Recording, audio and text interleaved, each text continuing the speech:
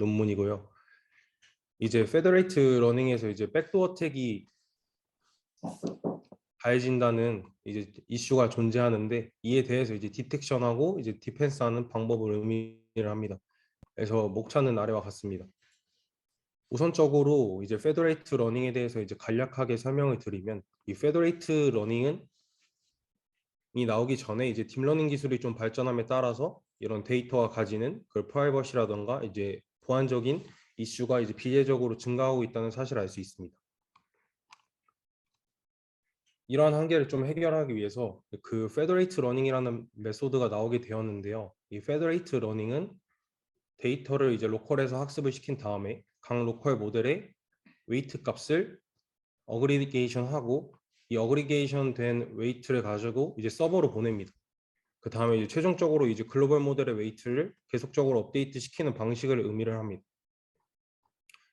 이렇게 함으로써 이제 서버에서는 이제 로컬 클라이언트가 가지는 데이터를 직접적으로 확인을 할 수 없기 때문에 이런 로컬 클라이언트가 가지는 프라이버시 이슈를 다소 해결을 할 수 있습니다. 그러나 이제 페더레이트 러닝에서 이제 가지는 이슈가 존재를 하게 됩니다. 여러 가지 이슈가 존재하는데 이제 본 연구에서는 그 이슈들 중에서 그 페더레이트 러닝이 가지는 큰 취약점인 이제 백도어 어택을 중점적으로 다룹니다. 그래서 이때의 가정은 그런 악의적인 로컬 클라이언트가 그 데이터에 이제 접근할 수 있다고 가정을 하고 이제 진행을 합니다. 그래서 백도어 어택에 대해서 간략하게 설명을 드리면은 이제 백도어 어택의 목적은 이제 아래와 같습니다. 그래서 예를 들어서 고양이라는 이미지가 있는데 그 이미지 조그만 부분에 이제 트리거를 추가를 해서 이제 공격자가 원하는 강아지로 이제 예측을 할 수 있게 되는 방식입니다. 그래서 백도어가 심어진 데이터를 가지고 이제 학습을 시킨 이제 클래시파이어 같은 경우는 이제 이러한 트리거로 인해서 이미지를 이제 오분류를 할 수 있는 상황이 벌어지게 됩니다. 그래서 백도어 어택의 목적은 이제 메인 태스크 즉 이제 클린한 이미지에 대해서는 성능을 유지함과 동시에 그런 백도어가 심어진 데이터에 대해서 이제 높은 공격 성공률을 달성을 하는데 중점을 둡니다. 메소드 설명에 이제 들어가기 앞서서 이제 관련 연구에 대해서 설명을 드리도록 하겠습니다. 우선적으로 이제 2020년에 나온 디스트리뷰트 백도어 어택이라는 방식입니다. 그래서 모티베이션 같은 경우는 이 포이즌 레벨이 그 센트럴라이즈 백도어 어택보다 약하다는 사실인데요. 이 센트럴라이즈 어택 같은 경우는 이 그림을 보시다시피 이렇게 글로벌 트리거가 존재를 하게 됩니다. 그런데 이제 디스트리뷰트 백도어 어택하고 이제 큰 차이는 이제 참가자들이 여기서는 이제 한 명인데 여기서는 공격자들이 이제 다수가 될 수 있고요. 이제 트리거를 보시게 되면은 이 글로벌 트리거에 비해서 이 로컬 트리거는 이제 트리거가 차지하는 영역이 매우 작음을 확인을 할 수 있습니다. 지금 여기서 주장하는 바는 이 디스트리뷰트 백도어 어택이 이제 포이즌이 차지하는 영역이 이제 글로벌 트리거에 비해서 작기 때문에 아웃라이어를 이제 디텍트하기가 좀 어렵다고 합니다. 그래서 이제 방법의 메소드에 대해서 이제 설명을 하도록 하겠습니다. 우선적으로 이제 본 연구에서 제안한 페더레이트 리버스 메소드의 이제 다이어그램을 보시게 되면은 우선적으로 이제 클라이언트가 존재를 하고요. 이제 글로벌 모델이 존재를 하게 됩니다. 이때 이제 글로벌 모델 같은 경우는 그 이전 라운드에서 얻은 글로벌 모델을 사용을 하게 됩니다. 이렇게 글로벌 모델을 이제 학습을 시켜서 최종적으로 이제 리버스 트리거를 이제 생성을 하게 됩니다. 리버스 트리거를 생성을 하고 이제 센트럴 어그리게이션 서버를 통과를 해서 이제 글로벌 트리거를 생성을 하게 됩니다. 그 다음에 아웃라이어 디텍션을 하게 되고 이제 모델을 리페어하는 과정으로 순차적으로 진행을 합니다. 이제 하나씩 살펴보도록 하겠습니다. 우선적으로 이제 리버스 엔지니어링이라는 방법에 대해서 이제 설명을 하도록 하겠습니다.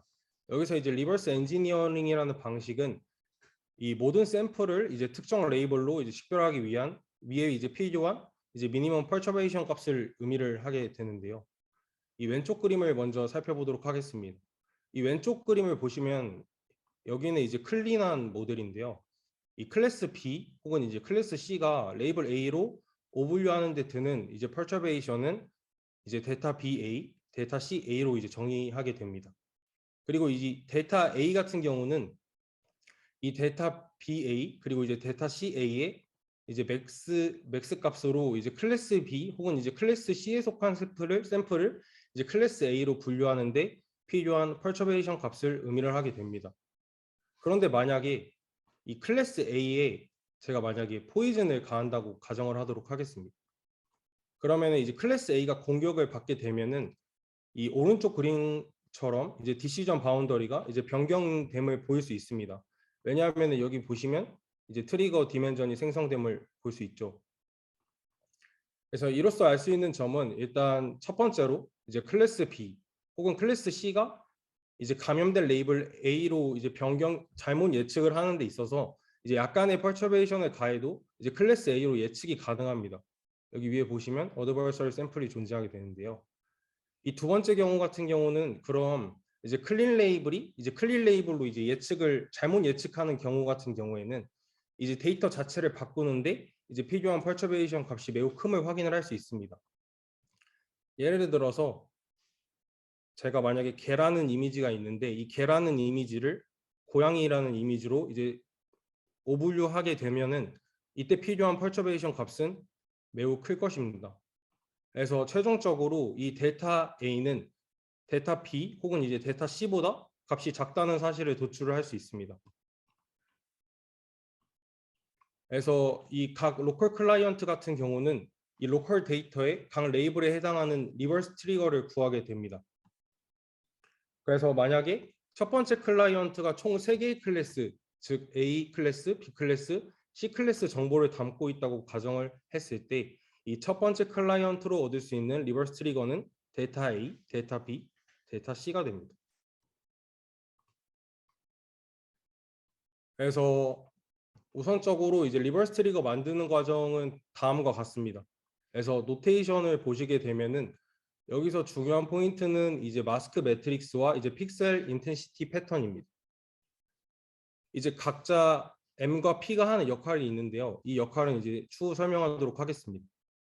먼저 마스크 매트릭스 같은 경우는 이제 0과 1 사이의 값을 이제 2디멘전 매트릭스로서 이제 오리지널 이미지에 적용할 범위를 나타내고요. 이 두 번째 P 같은 경우는 그냥 오리지널 이미지와 동일한 디멘전을 나타내고 그냥 트리거의 패턴을 의미를 합니다. 그래서 우선적으로 이제 로우 이미지, 즉 이제 X라는 오리지널 이미지가 있을 때 이 M 값과 이제 P 값을 통해서 X 프라임이라는 새로운 데이터를 생성을 하게 됩니다. 이 X 프라임 같은 경우는 이제 트리거가 심어진 이미지라고 이제 생각을 할 수 있겠죠. 이 생성된 트리거가 가해진 이미지로부터 이제 M하고 P 값을 미니마이즈 하는데 이제 초점을 두게 됩니다.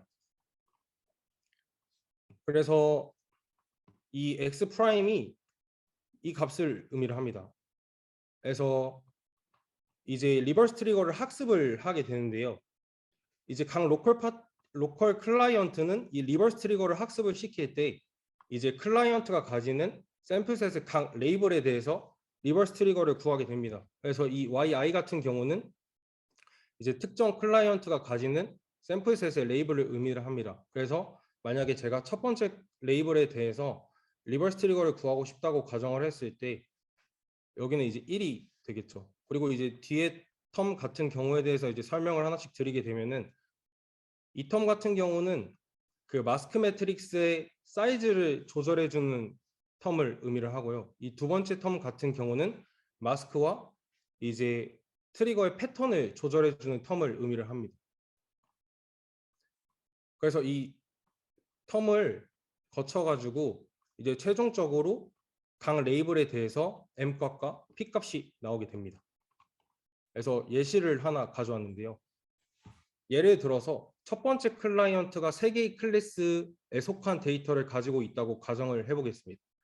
그러면은 이 첫 번째 클라이언트는 클래스 A, 클래스 B, 클래스 C에 대해서 각각 이제 리버스 트리거를 학습을 하게 되고요. 그래서 이 학습을 통해서 최종적으로 나온 리버스 트리거 값은 M 값과 P 값이 됩니다.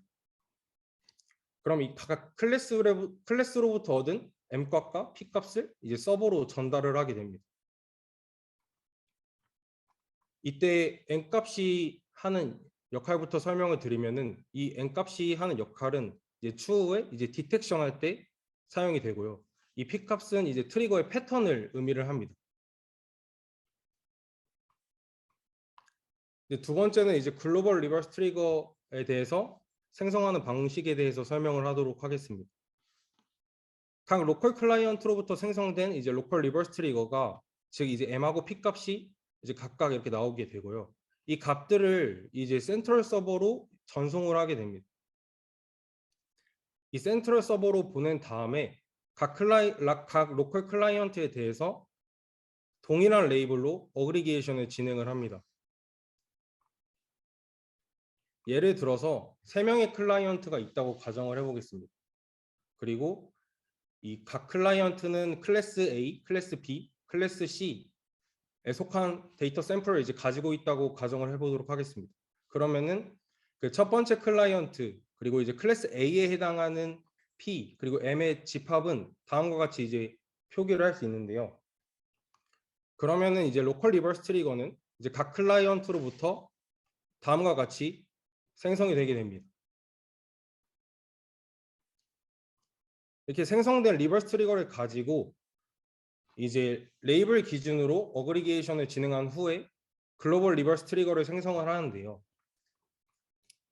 제가 이 논문을 계속적으로 읽어봤을 때 그 논문에 이제 글로벌 리버스 트리거를 생성하는 방법에 대해서 정확히 이제 설명이 명시되어 있지 않았습니다. 그래서 관련 영상도 찾아봤는데 거기서도 여기가 이제 설명이 좀 부족한 부분이 있어서 일단 이 부분은 넘어가도록 하겠습니다. 그래서 이제 디텍션 하는 과정에 대해서 설명을 드리면은 우선적으로 이제 글로벌 리버스 트리거를 이제 생성한 이후에 이제 아웃라이어 디텍션 과정을 수행을 하게 됩니다. 이때 이제 이상식 감지 알고리즘으로 앱솔루트 미디안 메소드를 사용을 하였고요. 일단 앱노멀 스코어를 계산하는 방식은 그 각 레이블에 해당하는 그 글로벌 리버스 트리거가 있을 텐데 이 글로벌 리버스 트리거 값으로부터 에러노 값을 구하게 됩니다. 앞서 설명드렸다시피 리버스 트리거를 통해서 나온 값은 이제 p 값과 n 값이 존재하게 되는데 여기서 n 값이 하는 역할은 에러 놈 값을 통해서 이제 아웃라이어 디텍션 하는데 사용이 됩니다. 그래서 예시를 하나 가져왔는데요. 만약에 레이블 A, 레이블 B, 레이블 C에 각각에 대한 이제 글로벌 리버스 트리거가 존재한다고 하면 이제 T라는 집합은 다음과 같이 표기가 됩니다. 이때 T라는 집합과 이 T라는 집합의 이제 중앙값을 통해서 각 레이블에 대한 앱노멀 스코어를 계산을 할 수 있습니다. 그리고 이제 앱노멀 스코어를 각 레이블에 대해서 계산을 한 다음에 이제 특정 값을 넘으면 그 레이블은 감염된 레이블이다. 즉 이제 아웃라이어로 처리를 하게 됩니다. 그래서 만약에 레이블 A의 이제 앱노멀 스코어가 만약에 2를 넘게 된다면은 감염된 레이블로 간주를 하게 됩니다. 만약에 이제 글로벌 모델이 이제 공격받은 대상으로 디텍션 되었을 때, 즉 이제 레이블 A가 만약에 이제 앱노멀 스코어가 2를 넘게 돼가지고 이제 감염된 레이블로 간주를 하게 됐을 때 여기서 이제 모델 리페어라는 과정을 거치게 되는데요. 이때 모델 리페어라는 과정으로 얼러닝 테크놀로지라는 방식을 적용을 하게 됩니다. 얼러닝 테크놀로지라는 방식은 모델이 이제 이미지 특정 부분의 패턴을 영향을 있게 하는 것이라고 이제 나와 있는데요. 이거는 좀 공부를 해보니까 이제 감염된 레이블에 대항하는 이제 글로벌 리버스 트리거를 다시 클린 데이터에 추가를 해가지고 학습을 진행을 하게 됩니다. 그래서 이제 계속적으로 이제 감염된 레이블에 대항하는 글로벌 리버스 트리거를 클린 데이터에 이제 추가해서 학습을 진행을 함으로써 이제 트리거의 영향력을 제거를 하고 백도어 어택으로부터 디펜스하는 방식을 의미를 합니다. 그래서 실험에 대해서 하나씩 살펴보도록 하겠습니다. 우선적으로 이제 백도어 어택은 이제 공격자가 수행할 라운드에 따라 진행이 되고요. 이는 크게 이제 두 가지 케이스로 구분이 됩니다. 첫 번째로는 이제 싱글샷 어택입니다. 그래서 싱글샷 어택 같은 경우에는 이제 특정 라운드에서 공격을 진행하게 됩니다. 만약에 제가 1라운드, 5라운드, 10라운드에 대해서 이제 공격을 진행하겠다 하면 이제 싱글샷 어택이 되는 거고요. 만약에 이제 제가 1라운드부터 10라운드까지 공격을 진행을 하겠다라고 가정을 했을 때 이제 멀티플 샷 어택이 됩니다. 두 번째로는 이제 공격자 수에 따라서 이제 센터라이즈 어택과 이제 디스트리뷰트 어택으로 이제 구분이 됩니다. 그래서 이 두 가지의 차이점을 보시게 되면은 첫 번째로 이제 센터라이즈 백도어 어택 같은 경우는 모델 리플레이스먼트 어택을 예로 들 수 있습니다.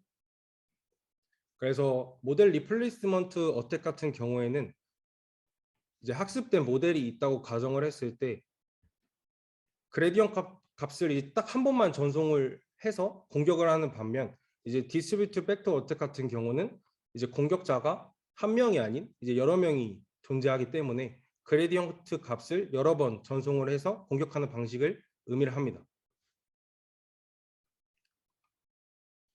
이 센트럴라이즈 어택과 이제 디스트리뷰트 어택 두 가지에 대해서 이제 동일한 실험 세팅을 위해 페더레이트 러닝에 참가하는 클라이언트는 이제 100명으로 고정을 하고 이제 실험을 진행을 했고요.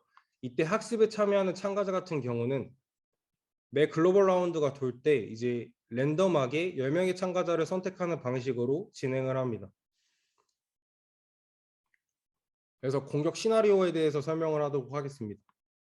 이 페더레이트 러닝에는 이제 백도어 어택을 가하는 세팅은 크게 두 가지 카테고리로 나누어지고 이 두 가지 카테고리는 또 한 번 두 가지 유형의 공격 방법을 포함을 합니다. 첫 번째로는 이제 공격자가 공격한 라운드 수에 따라 나누어지는데요. 이 라운드와 이제 공격하는 방식은 앞서 설명한 방식과 동일하기 때문에 넘어가도록 하겠습니다. 그래서 첫 번째 실험 결과부터 설명을 드리도록 하겠습니다. 이제 위 테이블 같은 경우는 센트럴라이즈와 이제 디스트리뷰트 어택의 A-M 세팅을 나타내는데요. 여기서 이제 AM이 의미하는 바는 이제 멀티샷 어택, 즉 이제 특정 라운드 동안 제가 공격을 하겠다고 이제 가정을 한 방식이고 이 멀티샷 어택으로 이제 훈련 과정 동안 여러 차례 공격을 수행함을 의미를 합니다. 그래서 엠니스트 데이터 같은 경우는 이제 11라운드부터 15라운드까지 공격을 진행을 하게 되고요. 센트럴라이즈 어택 같은 경우는 이제 11라운드부터 25라운드까지 공격을 진행을 하게 됩니다. 마찬가지로 GTSRB라는 데이터 같은 경우는 201라운드부터 215라운드까지 공격을 진행을 하게 됩니다. 이때 모델 같은 경우는 이때 X축을 보시게 되면은 여기 이제 10라운드, 그다음에 이제 GTSRB 같은 경우는 이제 200라운드부터 이제 시작을 하게 되는데요. 이때 사용한 모델은 이제 프리트레인된 모델을 사용을 했고 이때 이제 각각 10라운드, 200라운드 학습을 진행한 상태에서 그 모델을 불러온 다음에 백도어 어택을 가하게 됩니다. 이제 첫 번째부터 이제 설명을 드리면은 이 피겨 4번 설명을 하도록 하겠습니다. 이 피겨 4번은 이제 멀티샷 어택을 수행한 이후 이제 백도어 어택이 이제 장시간 이어짐을 확인을 할 수 있습니다. 엠니스 데이터와 이제 GTLSIB 데이터 셋 모두 동일합니다. 그런데 이제 초반에 이제 백도어 어택을 진행한 다음에 계속적으로 이제 백도어 어택 공격 성공률이 잘 낮아지지 않음을 확인할 수 있었는데 만약에 제가 여기에 그 저자가 제안한 그 페더레이트 리버스라는 방식을 적용을 했을 때 백도어 어택의 성공률이 이제 급격하게 떨어짐을 확인을 할 수 있었습니다. 그래서 이 피겨 5로부터 알 수 있는 결론은 이 저자가 제안한 그 페더레이트 리버스라는 방법을 제안을 했을 때 이제 백도어 어택에 대해서 디펜스를 잘 할 수 있다라고 이제 설명을 할 수 있습니다. 이제 두 번째 실험 같은 경우에는 이제 각 여러 공격 세팅에 대해서 메인 태스크에 이제 어크러쉬를 나타내게 됩니다. 이때 이 메인 태스크가 의미하는 바는 이제 포이즌 이미지가 아닌 클린 이미지에 대한 어크러쉬를 나타냅니다. 그래서 디펜스 전후에 이제 메인 태스크에 대한 어큐러시가 보존됨을 확인을 할 수 있었고요. 이 페더레이트 디펜스를 적용을 해도 페더레이트 리버스를 적용을 해도 이 메인 태스크에 영향을 미치지 않음을 확인을 할 수 있습니다. 이제 세 번째 테이블 같은 경우에는 이제 페더레이트 리버스라는 방식과 이제 기존에 나온 이제 디펜스 방식과 비교를 했을 때 이 백도어 어택의 성공률은 크게 감소를 시킴을 확인을 할 수 있었습니다. 일단 여기서 이 30라운드, 50라운드, 70라운드가 의미하는 바는 이제 멀티샷 어택을 진행을 했고 30번, 50번, 70번 공격을 수행했다는 사실을 알 수 있습니다. 그래서 이 여기 부분을 보시면은 이 디스트리뷰트 어택 AM 세팅에서 백도어 어택의 성공률은 이제 1% 미만임을 확인을 할 수 있었고요. 이 공격수가 증가를 하게 됐을 때 이 RFA나 이제 풀스 골드 같은 방식은 공격 성공률이 점점 높아짐을 확인을 할 수 있습니다. 그러나 이제 페더레이트 리버스 같은 경우에는 이제 백도어 어택 성공률이 이제 다른 방법에 비해서 이제 상대적으로 낮은 수준을 알 수 있습니다. 즉 이제 이로부터 알 수 있는 결론은 이제 RFA나 이제 풀스 골드 같은 방식은 이제 멀티샷 어택 횟수를 이제 키울수록 이제 백도어 어택에 이제 취약하다는 사실을 도출할 수 있습니다. 그래서 결론입니다. 결론은 이제 페더레이트 러닝에서의 이제 백도어 어택을 효과적으로 이제 디텍트하는 방식으로 이제 페더레이트 리버스라는 방식을 제안을 했고요. 이때 이제 모델 리페어를 통해서 이제 공격자가 이식한 백도어의 영향을 제거하는 쪽으로 학습을 진행을 합니다. 그리고 이제 페더레이트 리버스라는 방식을 적용을 했을 때 이 메인 태스크에 대한 성능을 유지를 하면서 이제 백도어 어택의 공격 성공률은 낮춤을 확인할 수 있었습니다. 예, 참고한 영상은 다음과 같습니다. 질문 있으신 분은 질문해 주시기 바랍니다.